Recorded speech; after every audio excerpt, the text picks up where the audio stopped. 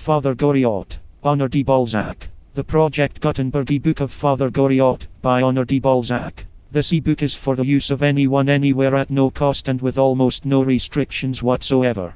You may copy it, give it away or reuse it under the terms of the Project Gutenberg license included with this e-book or online at www.gutenberg.net. Title: Father Goriot. Author: Honor de Balzac. Release date: October 6, 2004. Ebook 1237. Language: English. Character set encoding: ASCII. Start of this Project Gutenberg ebook. Father Goriot. Produced by Dagny. Father Goriot. By Honor de Balzac. Translated by Alan Marriage. Happiness. When all has been given, why should we pause and hesitate over a part? Money is as nothing between us until the moment when the sentiment that bound us together ceases to exist. Were we not bound to each other for life? Who that believes in love foresees such an end to love? You swear to love us eternally. How, then, can our interests be separate? You do not know how I suffered today when Nucinin refused to give me 6,000 francs. He spends as much as that every month on his mistress, an opera dancer. I thought of killing myself. The wildest thoughts came into my head. There have been moments in my life when I have envied my servants and would have changed places with my maid. It was madness to think of going to our father on ecstasy, and I have bled him dry. Our poor father would have sold himself if he could have raised 6,000 francs that way. I should have driven him frantic to no purpose. You have saved me from shame and death.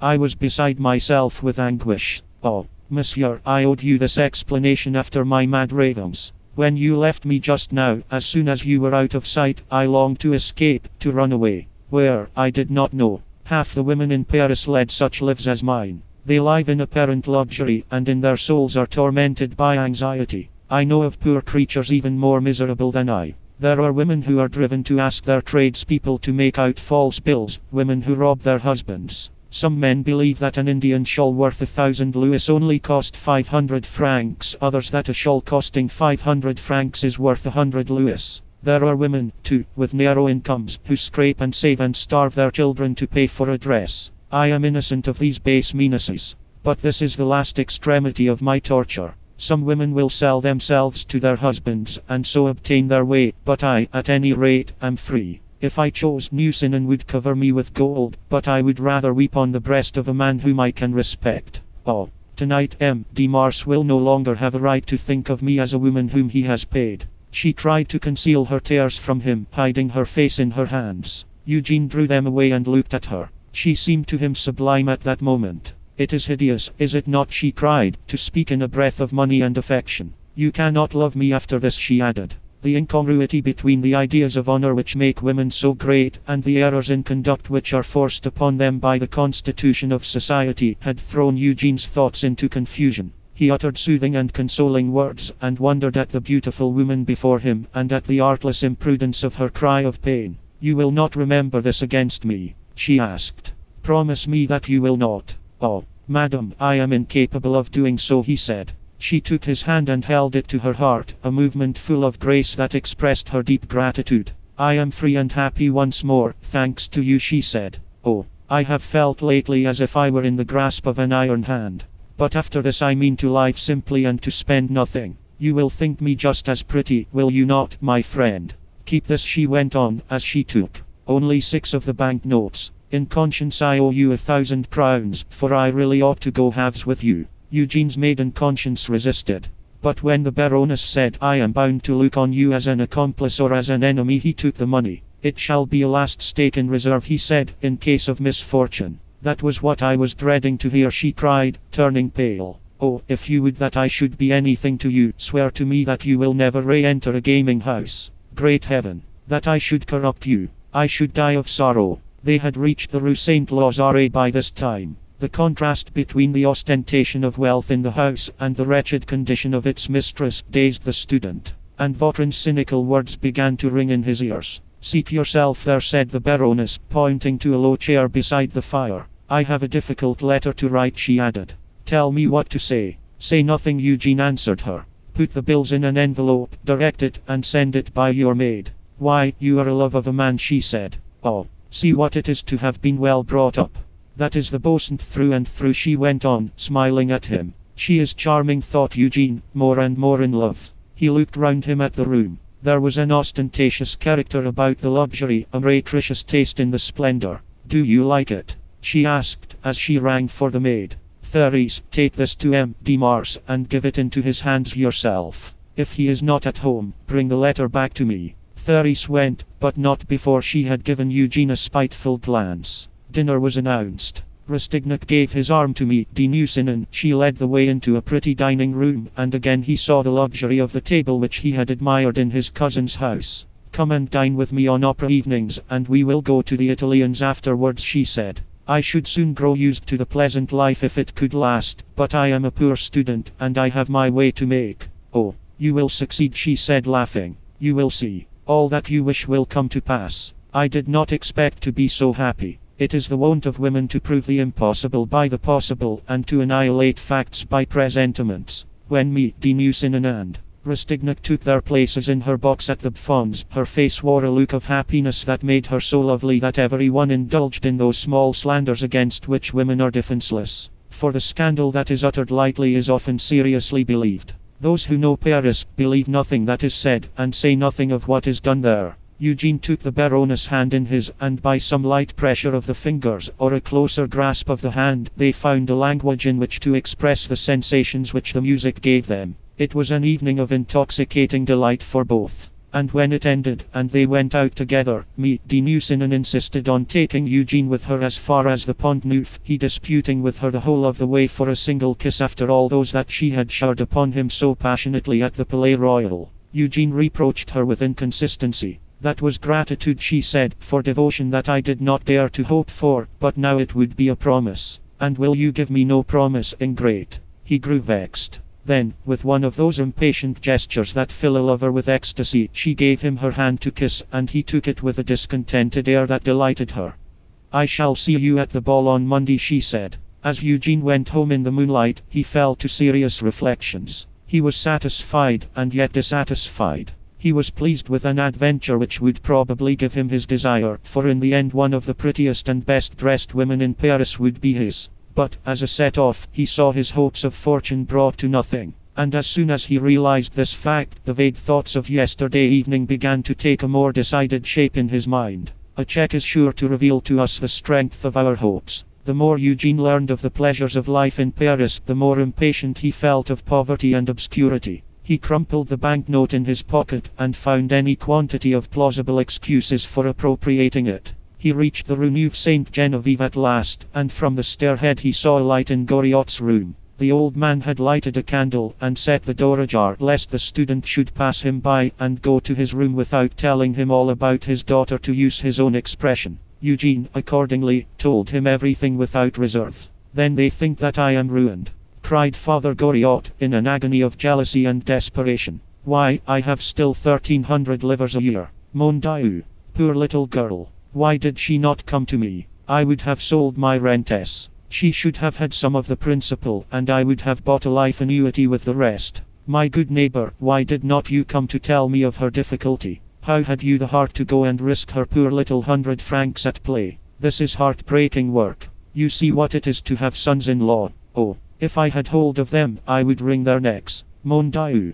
Crying. Did you say she was crying? With her head on my waistcoat, said Eugene. Oh, give it to me, said Father Goriot. What? My daughter's tears have fallen there, my darling Delphine, who never used to cry when she was a little girl. Oh, I will buy you another. Do not wear it again. Let me have it. By the terms of her marriage contract, she ought to have the use of her property. Tomorrow morning I will go and see Derville. He is an attorney. I will demand that her money should be invested in her own name. I know the law. I am an old wolf. I will show my teeth. Here, father. This is a banknote for 1,000 francs that she wanted me to keep out of our winnings. Keep them for her, in the pocket of the waistcoat. Goriot looked hard at Eugene, reached out and took the law student's hand, and Eugene felt a tear fall on it. You will succeed, the old man said. God is just, you see. I know an honest man when I see him, and I can tell you, there are not many men like you. I am to have another dear child in you, am I? There, go to sleep. You can sleep. You are not yet a father. She was crying. and I have to be told about it, and I was quietly eating my dinner like an idiot all the time. I, who would sell the Father, Son and Holy Ghost to save one tear to either of them. An honest man, said Eugene to himself as he lay down. Upon my word, I think I will be an honest man all my life. It is so pleasant to obey the voice of conscience. Perhaps none but believers in God do good in secret. And Eugene believed in a God. The next day Rastignac went at the appointed time to meet de Beaucent, who took him with her to the Duchess de Carigliano's ball. The Marechal received Eugene most graciously. Meet de Nucingen was there. Delphine's dress seemed to suggest that she wished for the admiration of others, so that she might shine the more in Eugene's eyes. She was eagerly expecting a glance from him, hiding, as she thought, this eagerness from all beholders. This moment is full of charm for one who can guess all that passes in a woman's mind, who has not refrained from giving his opinion, to prolong her suspense, concealing his pleasure from a desire to tantalize, seeking a confession of love in her uneasiness, enjoying the fears that he can dissipate by a smile.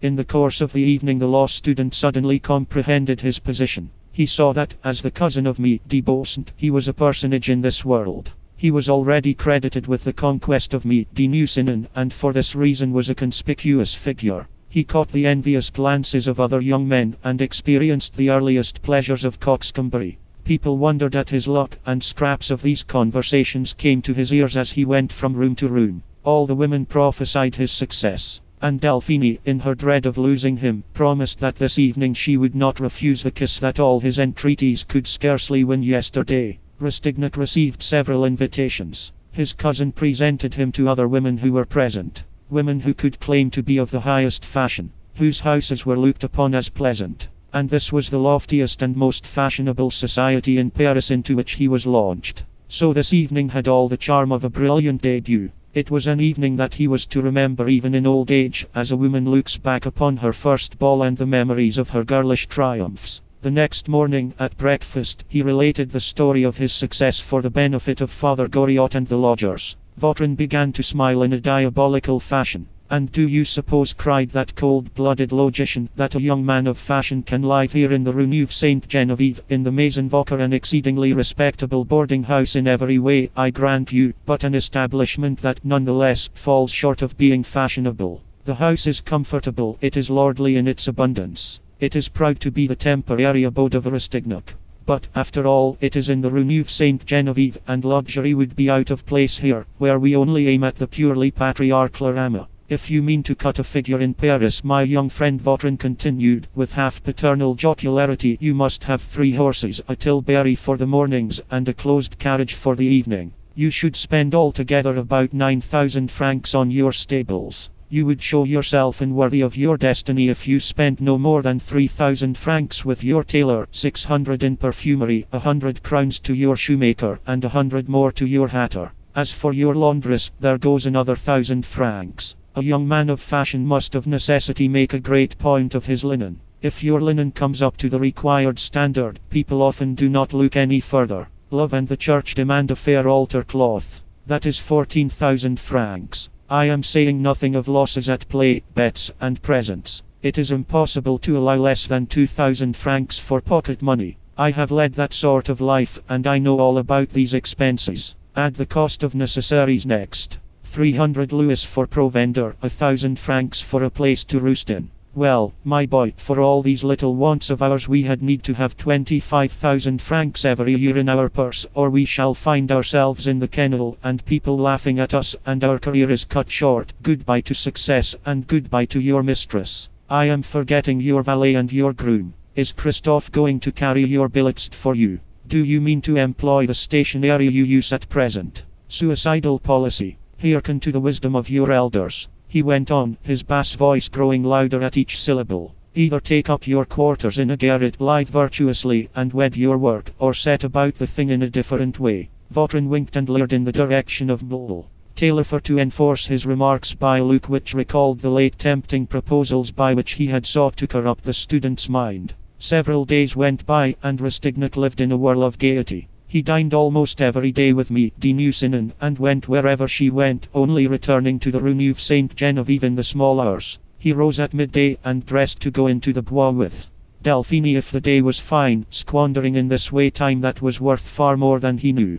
He turned as eagerly to learn the lessons of luxury, and was as quick to feel its fascination as the flowers of the date palm to receive the fertilizing pollen. He played high, lost and won large sums of money, and at last became accustomed to the extravagant life that young men led in Paris. He sent 1,500 francs out of his first winnings to his mother and sisters, sending handsome presents as well as the money. He had given out that he meant to leave the Maison Vauquer. But January came and went, and he was still there, still unprepared to go. One rule holds good of most young men, whether rich or poor. They never have money for the necessaries of life, but they have always money to spare for their caprices, an anomaly which finds its explanation in their youth and in the almost frantic eagerness with which youth grasps at pleasure.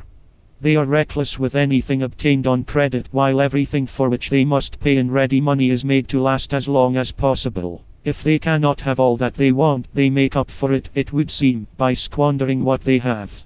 To state the matter simply, a student is far more careful of his hat than of his coat, because the latter being a comparatively costly article of dress, it is in the nature of things that a tailor should be a creditor.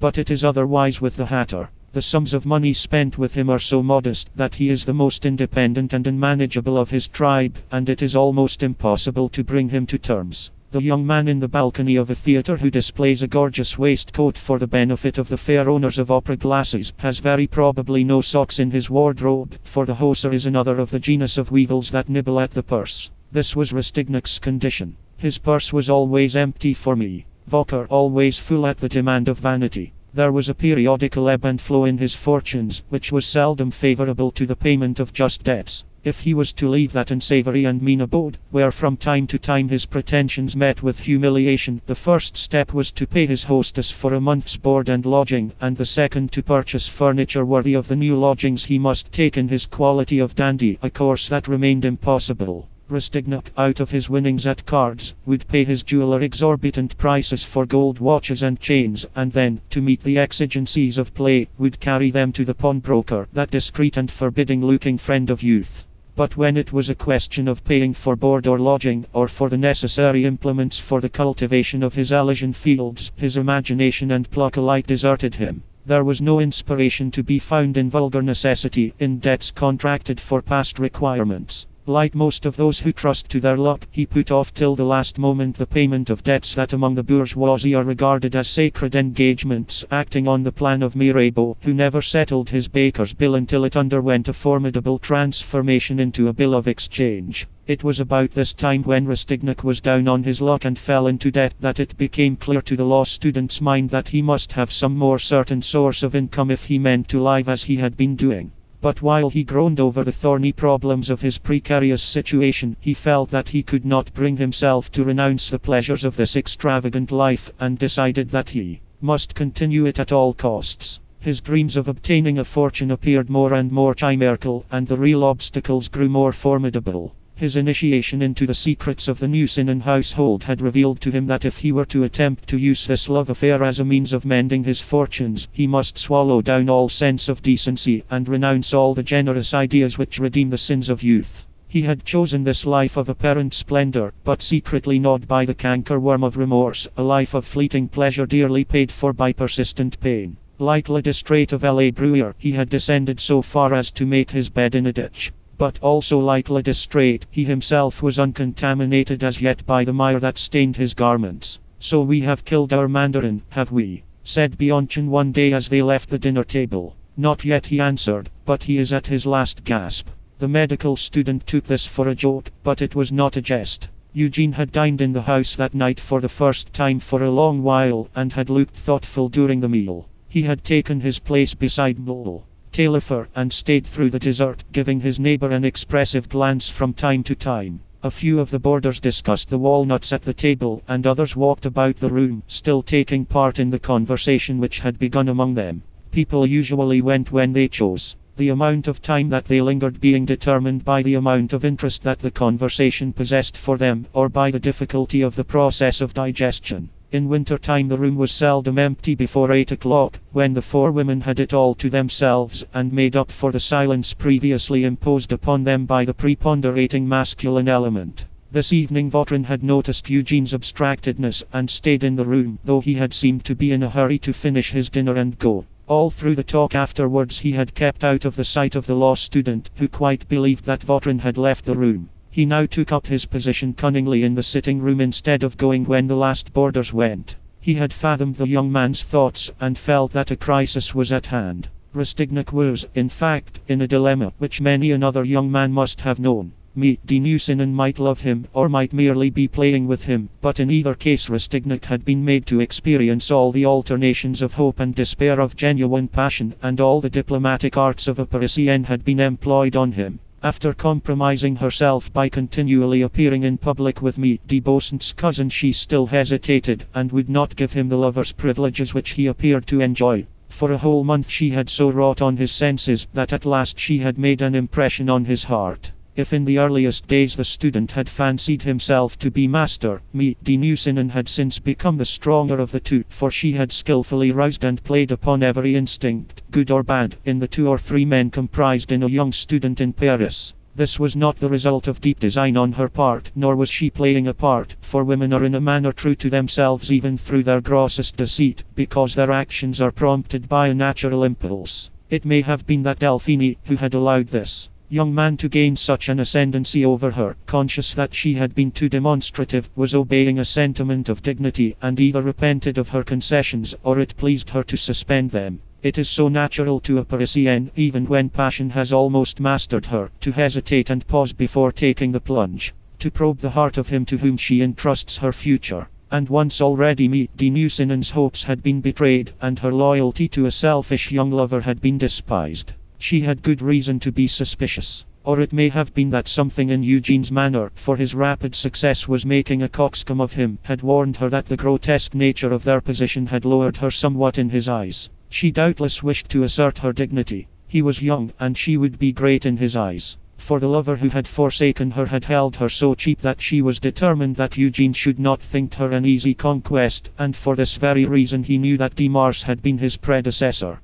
Finally, after the degradation of submission to the pleasure of a heartless young rake, it was so sweet to her to wander in the flower-strewn realms of love, that it was not wonderful that she should wish to dwell a while on the prospect, to tremble with the vibrations of love, to feel the freshness of the breath of its dawn. The true lover was suffering for the sins of the false. This inconsistency is unfortunately only to be expected so long as men do not know how many flowers are mown down in a young woman's soul by the first stroke of treachery. Whatever her reasons may have been, Delphine was playing with Rastignac, and took pleasure in playing with him, doubtless because she felt sure of his love, and confident that she could put an end to the torture as soon as it was her royal pleasure to do so. Eugene's self-love was engaged. He could not suffer his first passage of love to end in a defeat, and persisted in his suit like a sportsman determined to bring down at least one partridge to celebrate his first feast of Saint Hubert. The pressure of anxiety, his wounded self-love, his despair, real or feigned, drew him nearer and nearer to this woman.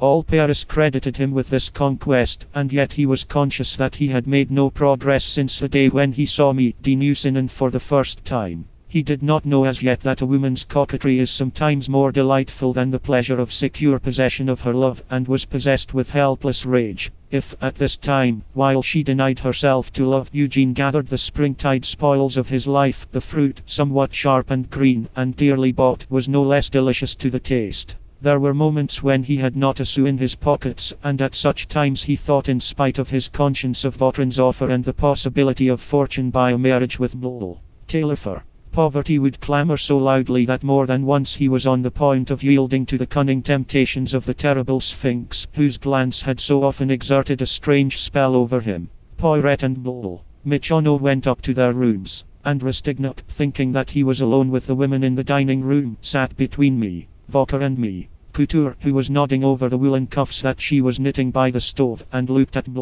Taillefer so tenderly that she lowered her eyes. "Can you be in trouble, Eugene?" Victorine said after a pause. "Who has not his troubles?" answered Rastignac. "If we men were sure of being loved, sure of a devotion which would be our reward for the sacrifices which we are always ready to make, then perhaps we should have no troubles." For answer Taillefer only gave him a glance, but it was impossible to mistake its meaning. "You, for instance, mademoiselle. You feel sure of your heart today, but are you sure that it will never change?" A smile flitted over the poor girl's lips. It seemed as if a ray of light from her soul had lighted up her face. Eugene was dismayed at the sudden explosion of feeling caused by his words. Oh, but suppose, he said, that you should be rich and happy tomorrow, suppose that a vast fortune dropped down from the clouds for you, would you still love the man whom you loved in your days of poverty? A charming movement of the head was her only answer. Even if he were very poor. Again the same mute answer. What nonsense are you talking, you two?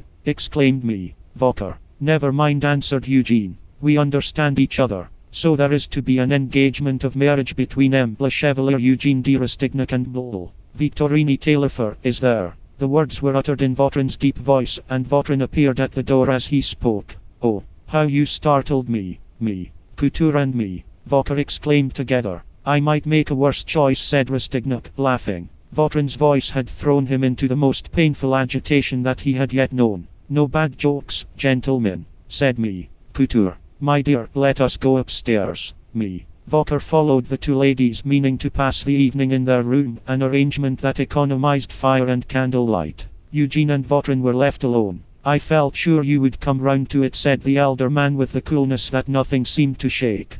But stay a moment. I have as much delicacy as anybody else. Don't make up your mind on the spur of the moment. You are a little thrown off your balance just now. You are in debt, and I want you to come over to my way of thinking after sober reflection, and not in a fit of passion or desperation. Perhaps you want 1,000 crowns. There, you can have them if you like. The tempter took out a pocket-book, and drew thence 3 bank notes, which he fluttered before the student's eyes. Eugene was in a most painful dilemma. He had debts of honor. He owed 100 louis to the Marquis d'Ajuda and to the Count de Trailles. He had not the money, and for this reason had not dared to go to M. de Ristod's house, where he was expected that evening. It was one of those informal gatherings where tea and little cakes are handed round, but where it is possible to lose 6,000 francs at whist in the course of a night. You must see, said Eugene, struggling to hide a convulsive tremor, that after what has passed between us, I cannot possibly lay myself under any obligation to you.